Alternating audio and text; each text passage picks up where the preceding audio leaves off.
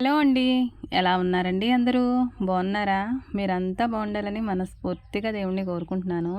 ముక్కు, మొహం తెలియని వాళ్ళం మేము నీకెలా తెలుసు? మేము బాగుండాలని నువ్వెలా కోరుకుంటున్నావని మీరు అనుకోవచ్చు. నేను ప్రతిరోజు ప్రతి వీడియోలో కూడా ఇలానే మీతో షేర్ చేసుకుంటూ ఉంటానండి. మీరెవరో నాకు తెలియకపోయినా మీరు చూడడం వల్ల వచ్చే వ్యూస్ అనేవి నేను ప్రతీది కూడా ఒక్కొక్కటిగా కౌంట్ చేసుకుంటూ నా వీడియోకి ఎన్ని వ్యూస్ వచ్చాయో అంతమందిని కూడా నేను ప్రతిరోజైతే నేను గుర్తుపెట్టుకుని వాళ్ళైతే మంచిగా ఉండాలనే కోరుకుంటాను.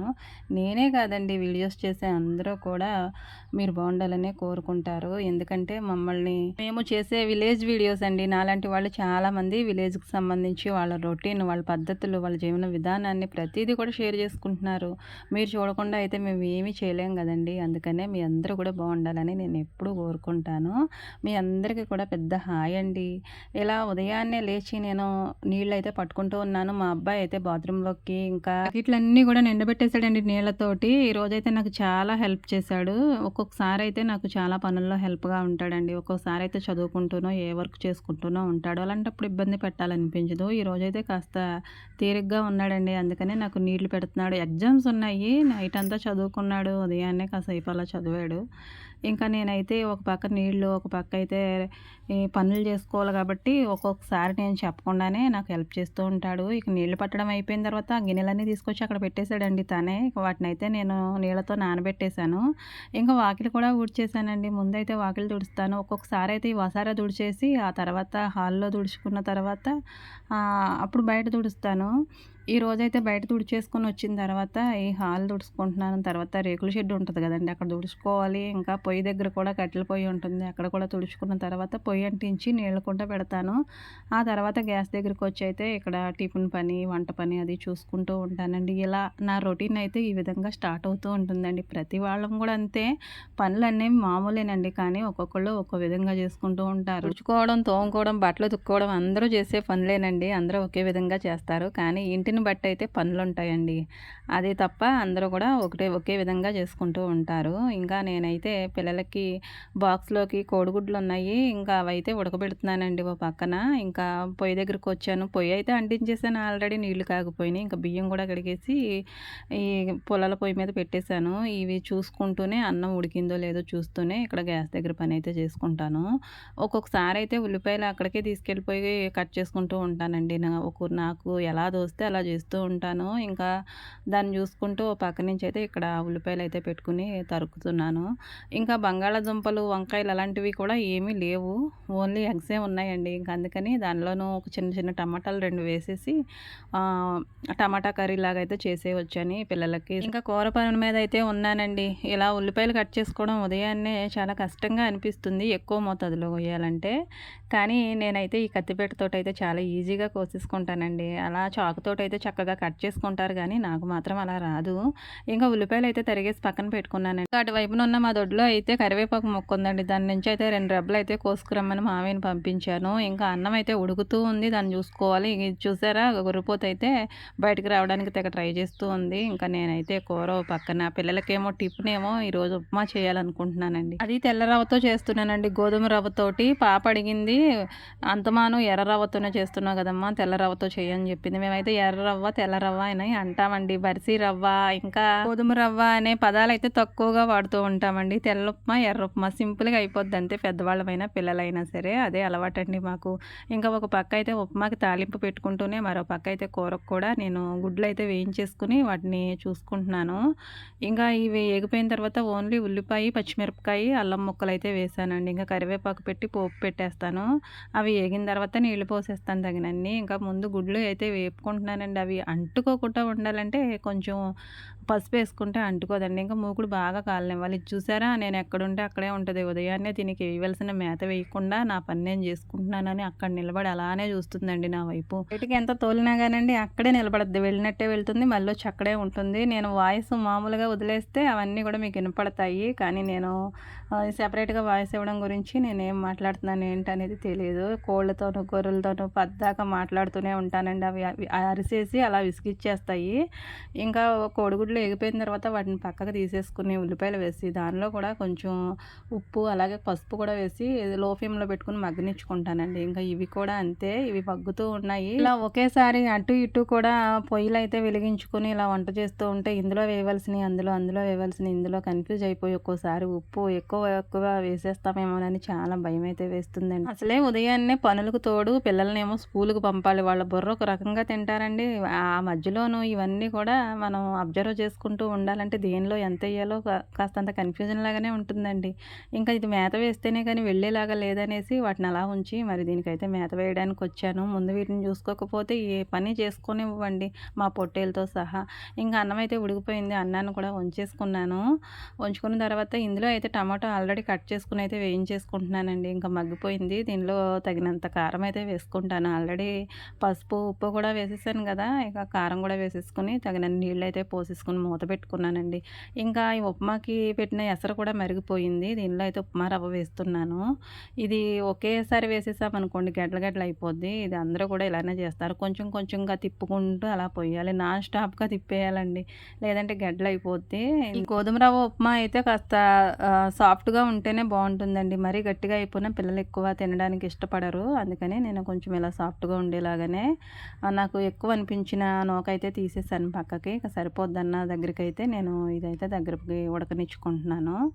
ఇది ఉడికిపోయిన తర్వాత మా బాబుకి అయితే ఫస్ట్ పెట్టేయాలండి, లేదంటే బస్సు వచ్చేస్తుంది కదా. వేడిగా పప్పును తినడానికి పొద్దున్నే పిల్లలు చాలా అవస్థలు పడతారు. ఫ్యాన్ గాలి దగ్గర పెట్టుకుని అలా ఇలా అయితే చల్లారి పెట్టుకుని ఏదో రకంగా తినేసి అయితే వెళ్ళిపోవాలి కదండి పొట్ట చేత్తో పట్టుకుని. చిన్నప్పటి నుంచి కష్టపడుతూనే ఉంటామండి. ఏంటో తెలియదు ఈ జీవితాంతం కష్టపడుతూనే ఉండాలి. మగ తేడా ఏమీ లేదండి. చిన్నప్పటి నుంచి ఇంకా ముసలివాళ్ళం అయ్యే వరకు ఈ కష్టానికి కొదువే లేదు. ఇంకా బాబు అయితే రెడీ అయిపోయాడండి. తనకు బాక్స్ కూడా పెట్టేశాను. ఇంకా ప్రేయర్ కూడా చేసేసానండి. ఇంకా తనైతే వెళ్ళిపోతున్నాడు. బస్సు ఎక్కడో హార్న్ కూడా వేసింది. ఇక తనైతే వెళ్ళిన తర్వాత ఇంకా ఆడపిల్లల సంగతి అయితే చూడాలి. అత్తయ్య గారు అయితే గిన్నెలు తోముతున్నారు. పని ఉంటే పనికి వెళ్ళిపోతారు, లేదంటే పొద్దున్నే మాత్రం ఆ గిన్నెలన్నీ కూడా తోమేసి అక్కడ పెట్టేస్తారండి. ఇంకా నేనైతే వీళ్ళకి జెళ్ళ వేస్తున్నాను. ఈరోజు కూడా తలకైతే నేను కొబ్బరి నూనె పెట్టి ఆ తర్వాత అయితే జెళ్ళ వేస్తానండి. ఏ రోజుకి ఆ రోజే నూనె పెడతాను. నూనె పెట్టకుండా ఒక్కరోజు కూడా ఉండను, ఆదివారం తప్ప. ఇక శనివారం కూడా తలస్నానం అంటూ ఉంటే ఇక ఆ రోజు కూడా ఉండదు. కానీ ప్రతిరోజు కూడా పిల్లలకి నూనె పెట్టాలండి.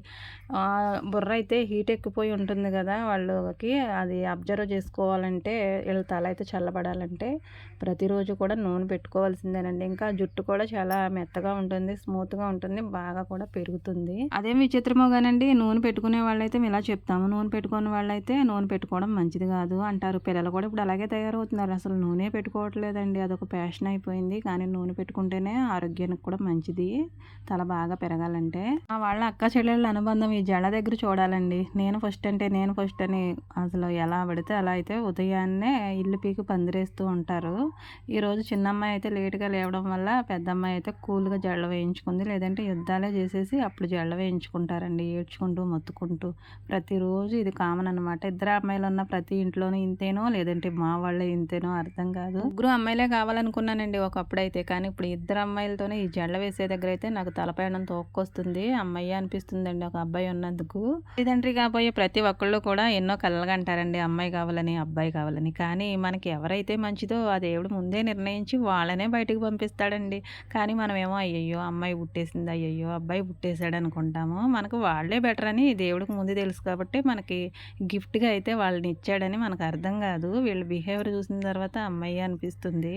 ఇంకా పిల్లలకైతే జడలు వేసేయడం అయిపోయిన తర్వాత వాళ్ళైతే డ్రెస్అప్ అయిపోయారు, రెడీ అయిపోయారు. పాప అయితే పెద్దమ్మాయి అయితే టిఫిన్ చేసేసింది. పెద్దమ్మాయి పేరు సారిక అండి, చిన్న అమ్మాయి పేరు హ్యాపీ. హ్యాపీ అయితే టిఫిన్ తింటుంది.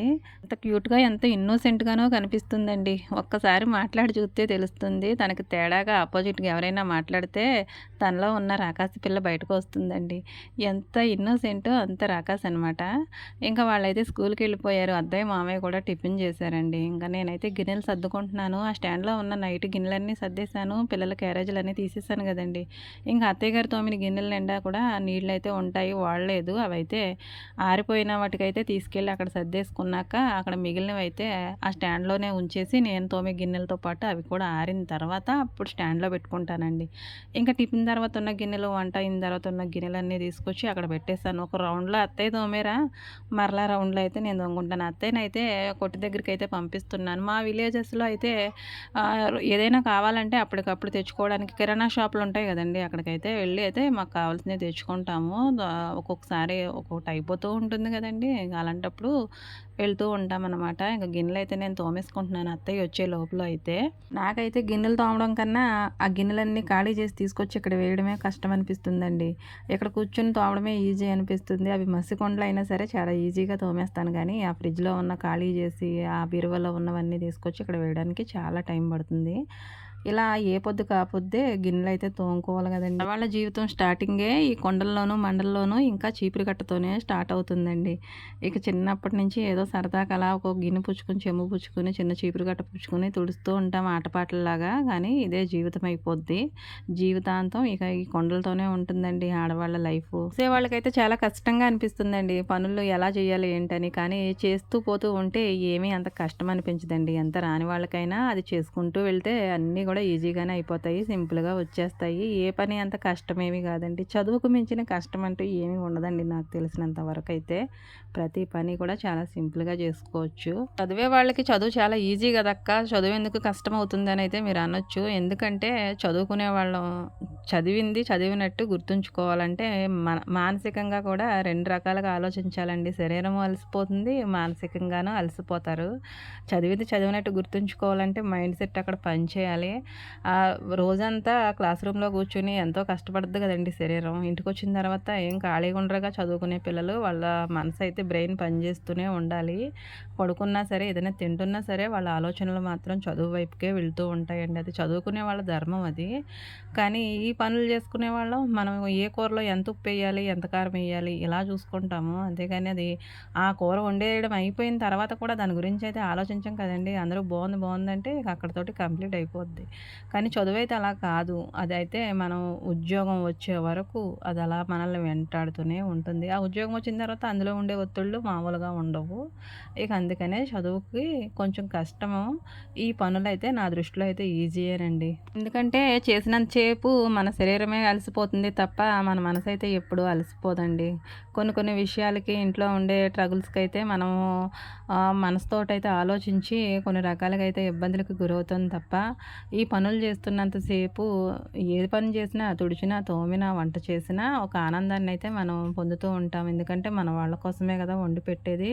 పిల్లల కోసమే కదా, మా ఆయన కోసమే కదా, మా అత్తమామల కోసమే కదా అని మనకొక రకమైన ఆనందం ఉంటుంది. తిన్న తర్వాత వాళ్ళ ఫీలింగ్ ఎలా ఉంటుందో ఏంటని ఆతృతతో ఎదురు చూస్తూ ఉంటాము. మనం వండిన వంటకి వాళ్ళు బాగుందని చిన్న మాట చెప్తే వండిన కష్టమంతా మర్చిపోతామండి. అలా కాకుండా అందులో అది తక్కువైంది, ఇది తక్కువైందంటే మొఖం మనది ఎలా మాడుద్దంటే కూర దాకా మాడుద్ది చూడండి అలా మాడుద్ది. బాగుందంటే ఆ ఆనందానికి హద్దులే ఉండవు. అక్కడితోటి అయిపోద్దండి. ఎంత పడ్డ కష్టమైనా గానీ మర్చిపోతాం క్షణాల్లోనూ. ఇంటి ఇల్లాలిగా అందరికంటే ముందు చీకటి ఉండగానే లేస్తామండి. మరలా అందరి బాగోగులు చూసుకొని, అందరి మంచి చెడులు చూసుకొని, అందరికీ అన్ని పనులు చేసి పెట్టి, ఎప్పటికో అందరూ పడుకున్న తర్వాతే మరలా చీకటికి ఎప్పుడో మళ్ళా మనం అలా రెస్ట్ తీసుకుంటూ ఉంటాము. ఆ పడుకున్న కాసేపు కూడా మంచం మీద రేపటికి ఏం టిఫిన్ చేయాలి, ఏం వంటలు వండాలి ఇవేనండి ఆలోచనలు. ఇలాంటి ఆలోచనలతోటి తెల్లవారిపోతుంది. మరలా పనులనేవి స్టార్ట్ అవుతాయి. ఇది జీవితం అండి. ఈ జీవితం ఏదో చిన్నగానే మనకు కనిపిస్తూ ఉంటుంది గానండి, ఇది లైఫ్ లాంగ్ మనల్ని ఇలాగ పనులతోటైతే ఆడవాళ్ళకు ఉండే పనులు ఆడవాళ్ళకి, మగవాళ్ళకు ఉండే పనులు మగవాళ్ళకి. వాళ్ళు ఎలాగా పిల్లల్ని పోషించుకోవాలి, ఎలాగా వాళ్ళకి చదువులు చెప్పించాలి, ఎలాగ పెళ్ళిళ్ళు చేయాలని వాళ్ళ ఆలోచనలు వాళ్ళకుంటాయి. మన ఆలోచనలు మనకుంటాయి. మన ఆలోచనలకు అసలు విలువిచ్చేది ఎవరండి? వంటగదిలో ఉండి వంటలు చేసుకునే వాళ్ళకి ఏం తెలుస్తుందిలే అని తీసి అవతల పారేస్తారు. ఈ వంటగదిలో నుంచే కదండీ చిన్న చిన్న బుడ్డ బుడ్డ అడుగులు వేసుకుని అమ్మ వేలు పట్టుకుని నర్సరీలోను, ఎల్‌కేజీలోను, యూకేజీలోను ఆ తర్వాత ఫస్ట్ క్లాసు అలా ప్రైమరీ, హై స్కూలు ఇలా పిల్లలు ఒక్కొక్కళ్ళుగా క్లాసులు పరంగా అయితే ఎదిగి వాళ్ళు లైఫ్‌లో అయితే ఒకటి సాధిస్తారు కదండీ! అమ్మ వేలు పట్టుకున్నది ఈ వంటగదిలో నుంచేనండి. ఆ అమ్మ అన్ని రకాలుగా పిల్లలకి పిల్లలకి ఏది కావాలంటే అది వండి పెట్టి వాళ్ళని మంచిగా ఆరోగ్యవంతులుగా కాపాడుకొని వాళ్ళకి చెప్పవలసిన నీతులు నియమాలన్నీ బోధించుకుంటూనే అమ్మ వంటగదిలోనే ఉంటుందిలేండి. కానీ పిల్లల్ని ఎక్కడికో పంపించాలనుకుంటుంది. ఎన్నో చూడాలి నా బిడ్డలు, ఎన్నో సాధించాలనుకుంటుందండి. కానీ అమ్మ మాత్రం ఆ వంటగదికే పరిమితం. పిల్లలు మాత్రం రాజ్యాలన్నీ తిరిగి రావాలి, ప్రపంచాన్ని మొత్తం చుట్టాలనే కోరుకుంటుంది. వంటగదికి మాత్రమే పరిమితమైన ఈ చేతులతోటి అందరికీ కమ్మగా వండి పెట్టి, అలాగే గిన్నెలు తోముకుంటూ, చెంబులు తోముకుంటూ, బట్టలు ఉతుక్కుంటూ, అన్నీ కూడా తుడుచుకుంటూ అన్నీ చేసేది చేతులతోనేనండి. ఈ చేతులకి ఎవరు విలువిచ్చినా, విలువివ్వకపోయినా తన చేతులతో మాత్రం అందరినీ ఆరోగ్యప్రాయంగా ఉంచుతుంది. అంతే కదండి, చిన్నప్పటి నుంచి పిల్లల్ని పెంచి పెద్ద చేసుకుని వాళ్ళని బయటకు పంపించిందంటే తల్లి ఒడిలో నుంచి వాళ్ళు బయటకు వెళ్తున్నారంటే అది స్కూల్‌కి మాత్రమే. వాళ్ళు అప్పటి నుంచి కూడా పెరిగి పెద్దవాళ్ళయ్యి ఒక పొజిషన్‌లో, ఒక వృత్తిలో ఉండే వరకు కూడా తల్లి ఎన్నో కలలు కంటుందండి. ఆ బిడ్డ లాయర్ కావాలని, డాక్టర్ కావాలని, ఇంజినీర్ కావాలని ఎన్నో కలలు కంటూనే ఆ బిడ్డల్ని పెంచుతుంది. అందరికీ కూడా హ్యాపీనెస్ అనేది ఉండదండి. అందరికీ ఆటుపోట్లుంటాయి, కష్టాలుంటాయి, బాధలుంటాయి, అన్నీ ఉంటాయి. ఈ పిల్లలు చిన్నప్పుడే ఇవన్నీ ఎక్కువగా ఉంటాయి. వాళ్ళు పెరిగి పెద్దయ్యే కొద్దీ కూడా ఒక్కొక్కళ్ళకి పెరుగుతూనే ఉంటాయి, ఒక్కొక్కళ్ళకైతే తగ్గుముఖం పడుతూనే ఉంటాయి. ఆ బాధలు, కష్టాలు ఆటితోనే మనం కాలం గడిపేస్తే ఈ పిల్లల భవిష్యత్తు అనేది అలా వెనక్కుండిపోతుంది కదండీ. ఎన్ని బాధలున్నా గానీ తల్లి అవన్నిటిని కూడా దిగమింగుకొని పిల్లల కోసం ఉదయం లేచింది మొదలు వాళ్ళ కోసమే తన బ్రతుకంతా అన్నట్టు ప్రతీదీ కూడా తన భుజాన వేసుకుని ఇల్లంతటిని కూడా చక్కబెట్టుకుంటుంది. ఇల్లు అస్తవ్యస్తంగా ఉంటే పిల్లలు ఎక్కడ చదువుతారండి? పిల్లలకి మంచి బుద్ధులు ఎక్కడి నుంచి వస్తాయి? ఇంటి ఇల్లాలు సక్రమంగా ఉండి తన పనంతటిని కూడా నిర్వర్తిస్తేనే ఇంట్లో ఉన్న వాళ్ళందరూ కూడా ఒక క్రమమైన పద్ధతిలో అంటూ ఉండడానికి చూస్తారు కదా. మనం పద్ధతి బాగుంటే మన పిల్లలైనా, మన వాళ్ళైనా ఎవరైనా కూడా మన దారినే అవలంబిస్తారు, నేర్చుకోవడానికి చూస్తారు. మనం ఉండే పద్ధతిని బట్టే మన పిల్లలు కూడా ఉంటారండి. మనం ఉదయం లేచింది ఎంత కష్టపడుతున్నామో వాళ్ళు చూస్తున్నారు కదా. ఈ భారం అంతా కూడా ఎవరి కోసం? వాళ్ళ కోసమే కదా. వాళ్ళ లైఫ్ బాగుండాలనే కదా వాళ్ళకి అన్ని పనులు స్వయంగా చేసి పెడుతున్నాం మన చేతులతోటి. అంతేగాని నేను కష్టపడిపోతున్నాను, నేను చేయలేకపోతున్నాను, ఈ చాకరీ నా వల్ల కాదు అని అనుకుంటే ఎవరి కోసం చేస్తున్నామండి చాకరీ? మన పిల్లలు ఈరోజు చిన్నగానే ఉన్నారు, రేపు పొద్దున పెద్దయ్యి వాళ్ళంటూ ఒక పొజిషన్కి వచ్చిన తర్వాత మనం చేసిన చాకరీ ఏంటనేది వాళ్ళే గుర్తిస్తారు కదండి. ఎవరి కోసమో చేసి పెట్టట్లేదు కదా. ఈ ఆటుపోట్లు, ఎదురుదెబ్బలు ఇవన్నీ కూడా పిల్లలు చిన్నగా ఉన్నప్పుడు మాత్రమే. వాళ్ళు పెరిగి పెద్దయిన తర్వాత మనల్ని ఒక మహారాణిగా చూసుకుంటారు. చూసుకోవాలంటే మనం ఇప్పుడు కష్టపడాలి అంతే. ఎంత మహారాణిగా మనము ఏదో ఆశలు పెట్టుకుని వాళ్ళు చూస్తారని కాదులేండి. మనము వాళ్ళ దృష్టిలో అలా ఉండాలంటే మనం ఇప్పుడు కష్టపడి తీరాల్సిందేనండి. నేనేమనుకుంటానంటే ఎన్ని ఎదురుదెబ్బలు, ఎన్ని ఆటుపోట్లు, ఎన్ని ఇబ్బందులు వచ్చినా పిల్లల్ని మాత్రం మంచిగా చదివించుకోవాలి. ఇంటి పనులన్నీ నా చేతుల మీదుగా నా వాళ్ళ కోసం నేను కమ్మగా వండి పెట్టుకోవాలి, అన్నీ చేసి పెట్టుకోవాలి. నా భుజాన ఎంత భారం ఉన్నా పర్వాలేదు కానీ నా వాళ్ళందరూ హ్యాపీగా ఉండాలనే కోరుకుంటాను. జీవితంతో పోరాడతానండి ఓపుకున్నంత వరకు, రాజీ పడేదే లేదు. వీడియో కనుక నచ్చినట్లయితే ప్లీజ్ అండి లైక్ చేయండి, కామెంట్ చేయండి. Thank you for watching.